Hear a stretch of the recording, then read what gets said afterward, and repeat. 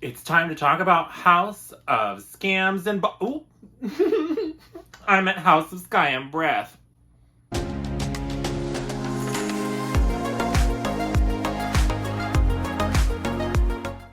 Hi guys, welcome back, bienvenue and all that jazz. It's time to talk about some books. Or today in particular, we were talking about House of Sky and Breath, the new book in the Crescent City series by one Miss Sarah J. Maas.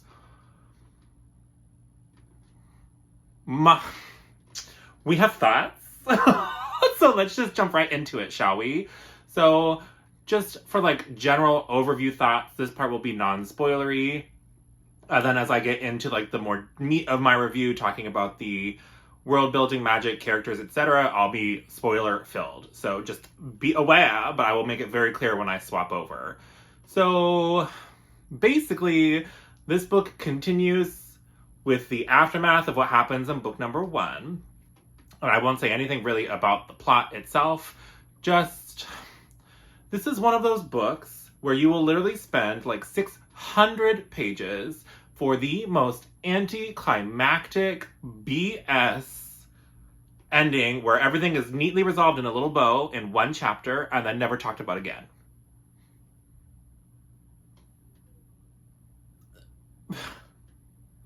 Yeah. So, like, if you can't tell, I pretty much hated this book. Like, for the first 600 pages, I was buddy reading this with Jashana and Ingrid. I'll link their channels down below. And I was actually like, oh my god, this book is so much fun. I'm having a lot of fun. And then the reveal, and I was just like, for what? Okay. Oh, no. So, this book still makes me so mad. I haven't been this mad since I read friggin' Crossroads of Flippin' Twilight. Book, whatever it is, 10 of the Wheel of Goddamn Time. This book. Yes. Okay. So, those are my non-spoilery thoughts. Like, I'm sorry. Like, if you love this book, I won't say that I question your taste. Because I don't. Or, yeah. So, like, if you love this book, maybe don't watch the rest of this video. TLDR, I hated it. I hated this book. The reveal, like, erased the importance of everything. Everything was so pointless. I was so mad. This is going to be a rant review, so just buckle your seatbelts, boys and girls. Keep your arms in the ride, and let's just mosey right along. So we are moving into spoiler territory. Spoiler. Yes? Spoilers. So we'll jump right into the first part of my review. We'll talk about the magic and the world building, which is not super relevant. Sarah J. Maas did introduce a random new species in the prologue called the Thunderbird, but their relevance to the overall plot was like, okay, like the coolest piece of world building that was added in this was the fleet of ships that the Ocean Queen controls. These like cool sci-fantasy type like squids that can blend in with stuff. Like that was kind of cool. And that was pretty much it. Like the magic wasn't really developed much more. The world building wasn't really developed that much more. The only other piece of world building that we really got is that when you die, you don't really get an afterlife. You get kept in this kind of in-between, almost purgatory-like state until people have forgotten about you, and then they harvest your soul for energy. That's right, friends. In this world, you too can be an Energizer Bunny when you die. Like, what? Oh, okay.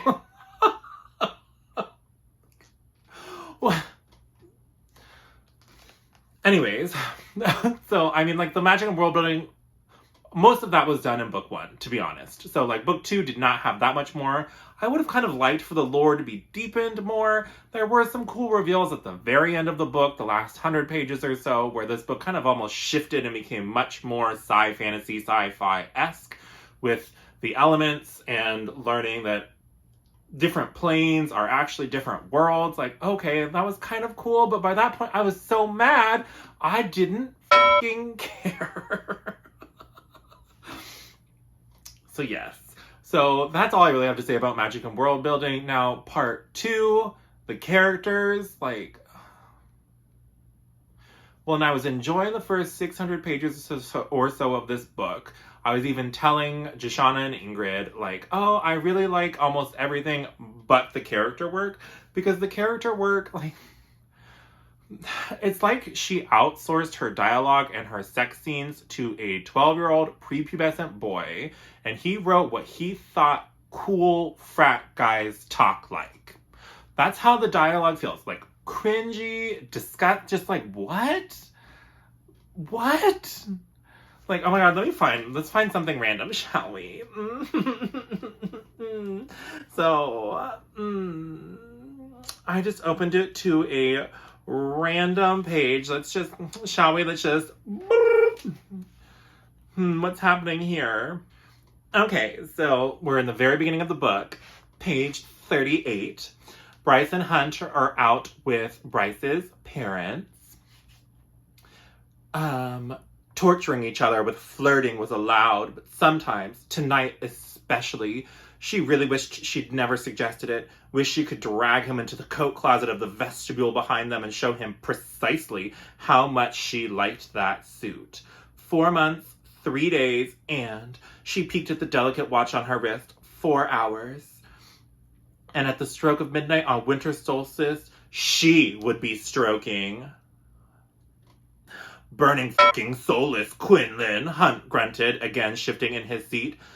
Sorry, she muttered, thankful for the second time in an hour that her parents didn't have the sense of smell that Hunt possessed.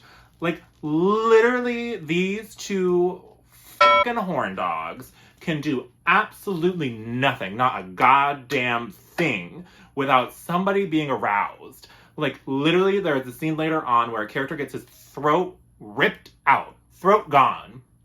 He is barely alive because a medwitch is working on him, trying to save him, and they are standing there in the fucking lobby, flirting and talking about banging. He's like, her brother tells her, oh, you got lucky tonight, Quinlan, and she's like, I know, I'm gonna get lucky again later. Like, your friend got his throat ripped out and is in the room next door, practically dead, and you're like, nah, I'm gonna get lucky tonight.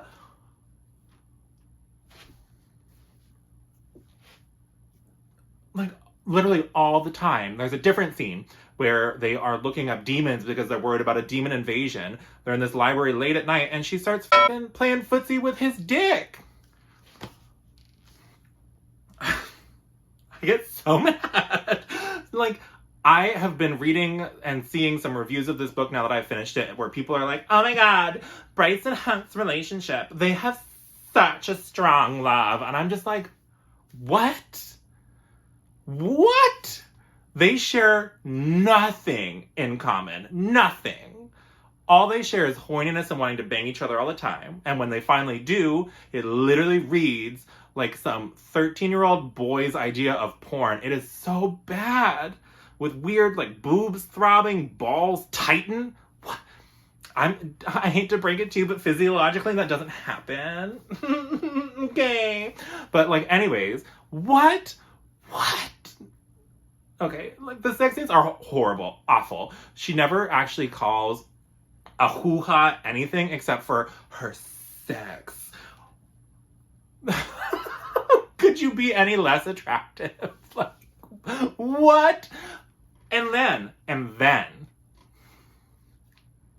then she spends the first 600 pages of this book lying to Hunt because she doesn't trust him to value a human's life like he does one of the other Vanir, and puts them in life and death situations because she would rather lie to him and not trust him. And that is like the crux of the first 600 pages of this book. I kid you not. 600 out of 800 pages is centered on her lying to Hunt. But they have such a great relationship. What? What relationships have you ever been in that you would want? One, you have so little trust in your significant other that you would rather lie to them. That is a problem in and of itself. I think we can agree. And then, not only that, but you would rather lie to them to the degree that you're putting yourself and them in life or death situations. Such deep love. What? Did we read the same motherfucking book? What? I'm sorry, but like, lust does not a significant relationship make. And also, Hunt is hundreds of years old, but acts like the most idiotic frat jock in the locker room where, like, what? Like,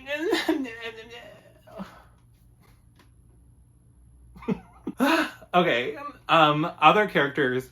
Rune, her brother, I still really like him. There are some weird things and like him in like weird sexual situations that like why they added nothing to the book. Like, okay. I enjoy Therion, the like Mer spy for the River Queen. He's kind of cool, even though his plot makes no sense. And like, why is it even here? Like the supporting cast, I would say is still fun, similar to how it was in the first book. But Bryce and Hunt, like what?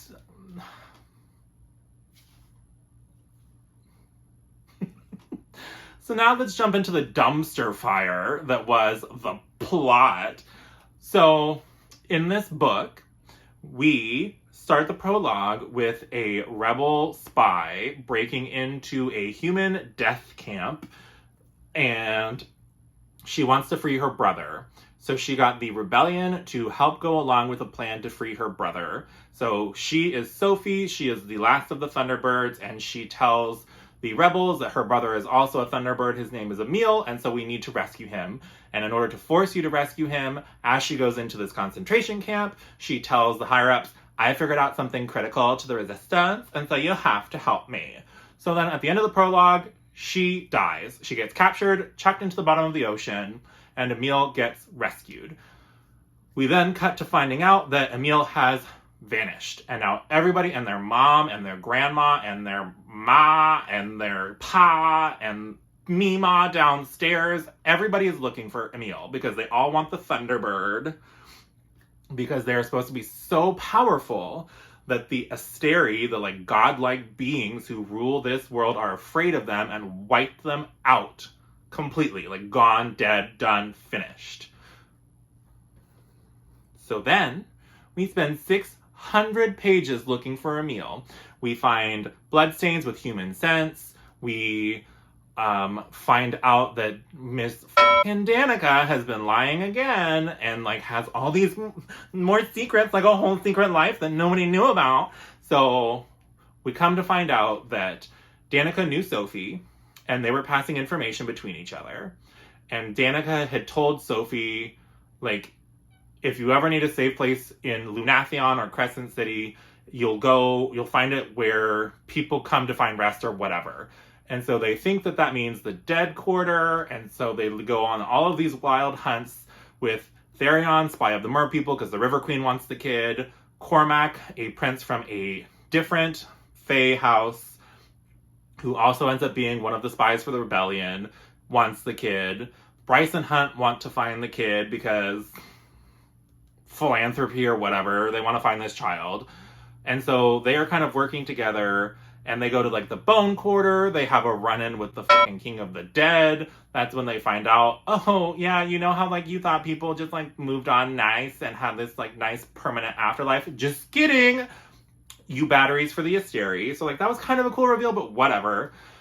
And like we go into all these life and death situations, ultimately to find out Bryce knew where Emil was all along. He was just chilling with the Viper Queen. And so what do? In one chapter, 600 pages in, we go and pick him up from the Viper Queen, change his name, and send him to live with her parents.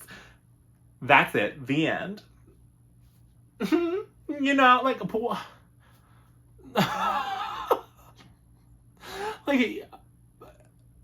like even logically speaking, so there are people who are literally willing to torture, murder, all of it to find this kid. You have really powerful rulers looking for him and all of this stuff, and literally you're just going to change his name and have him move in with your parents, even though everybody knows that you're involved, and you think nobody's going to notice that your mom and your dad have a random new son in their lives that they adopted who happens to be the same age as the kid you were looking for?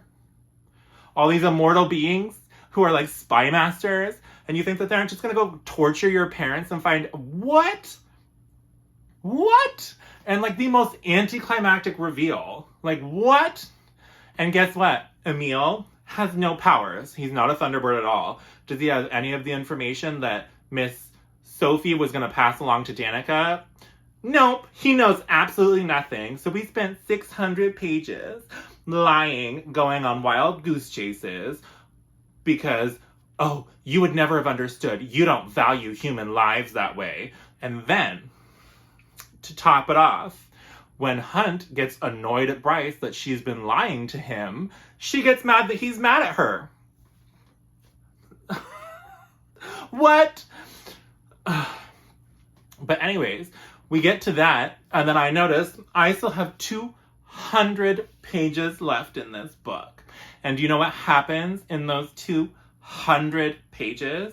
We find out, oh, Danica had a mate that you were never told about. She also found out the secret of the Asteri, and we spend so much time dwelling on the fact that Danica was lying to us and had this whole separate life that we then spend in the last 70 pages this like super rushed plot line of breaking into the Asteri stronghold to get into their archives to find out what the secret is.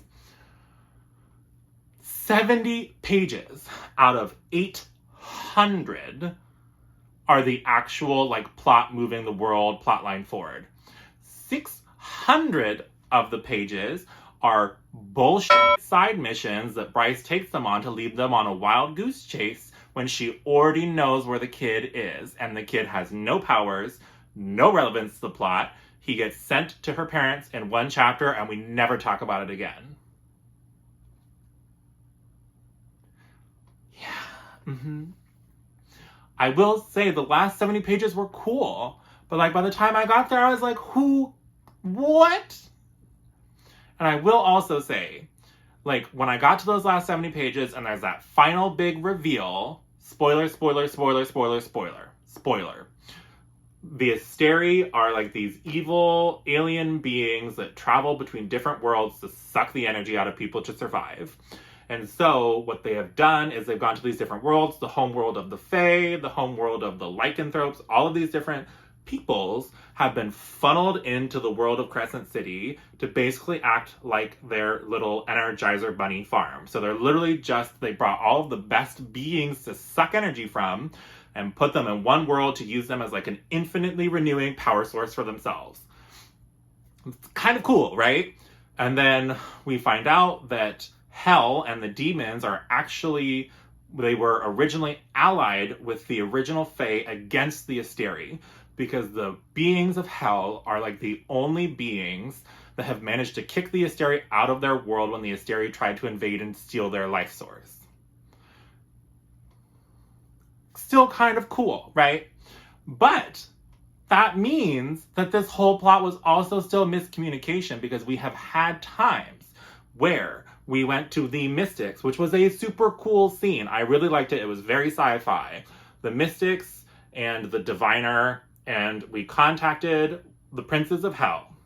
And they were telling us like all these like vague platitudes, blah, blah, blah, blah, blah.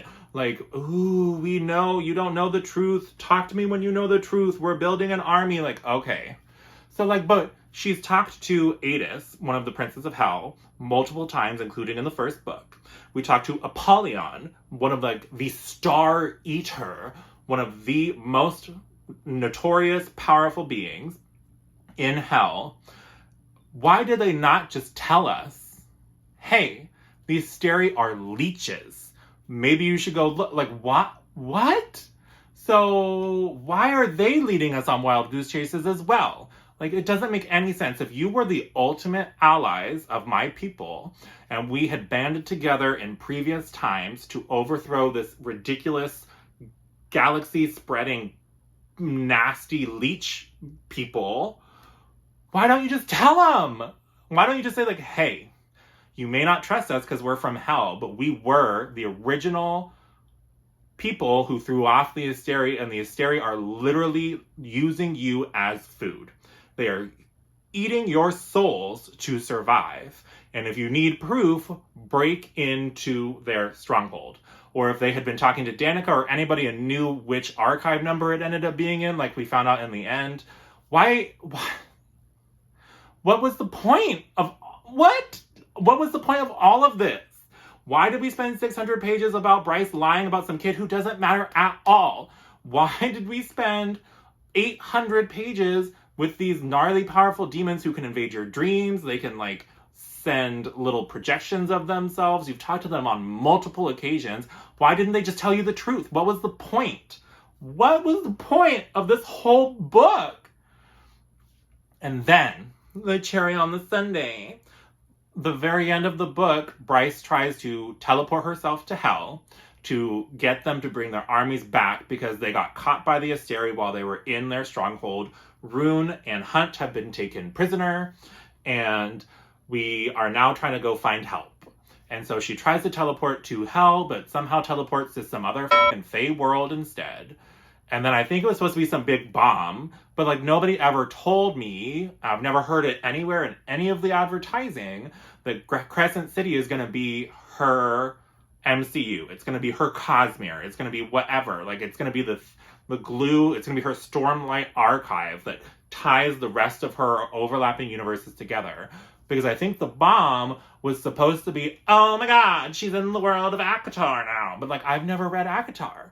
Weird Fae, Beauty and the Beast retelling, whatever. Like, I may read it at some point, but also like, I think a lot of people pick up these books because they're like, oh, they're her first adult work, so I'll jump in there. But nobody warns you that, oh, you may want to read ACOTAR and these other things first because there are these crossovers that happen. And after this book, people are starting to put those videos together and things like that. But like, that makes the ending such a miss for me because I don't give two shits. Who is Rysand? Rysand?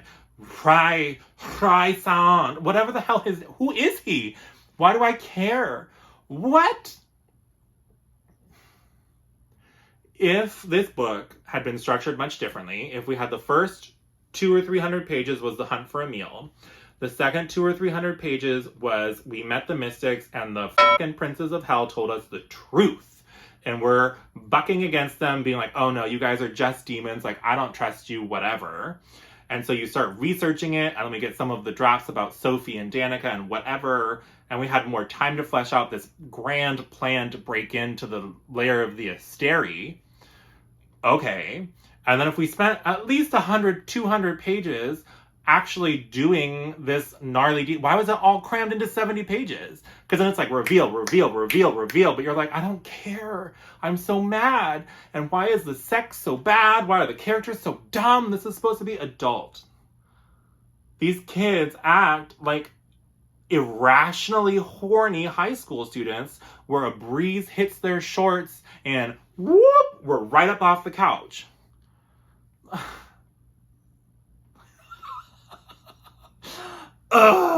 And like Crescent City 1 was so good, especially the last 200 pages. It was so exciting.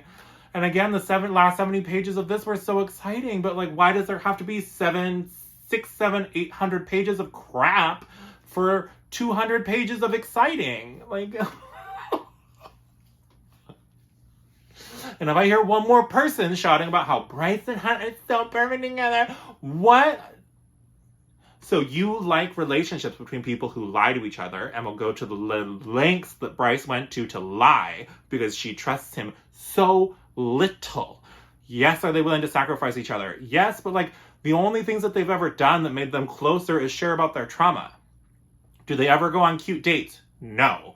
Do they ever just have like sweet romantic moments? No. It's always like, oh, he said it in that voice that just instantly makes things in my stomach clench. Or he'll be like, oh, she looked at me with those eyes that made my balls tighten. And I'm just like, what the actual What? That is not romantic. That is so stupid and juvenile. Oh my god. It's okay. It's just a book. It can't hurt us.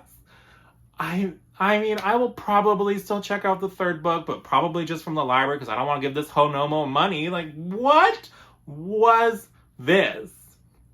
I think on Goodreads I gave it 1 star. I don't remember if I rated it 1.25 or 1.5 and then rounded down. I don't know. Trash. Trash. If I ever read another 600-page book where all that was happening was the character was doing shit off page and lying to everybody and there was no reason, the character that they were lying for had absolutely no relevance whatsoever, I will scream. The only saving grace was reading this as a buddy read with Shoshana and Ingrid. And the messages back and forth ranting about this, because this was the true epitome of a dumpster fire.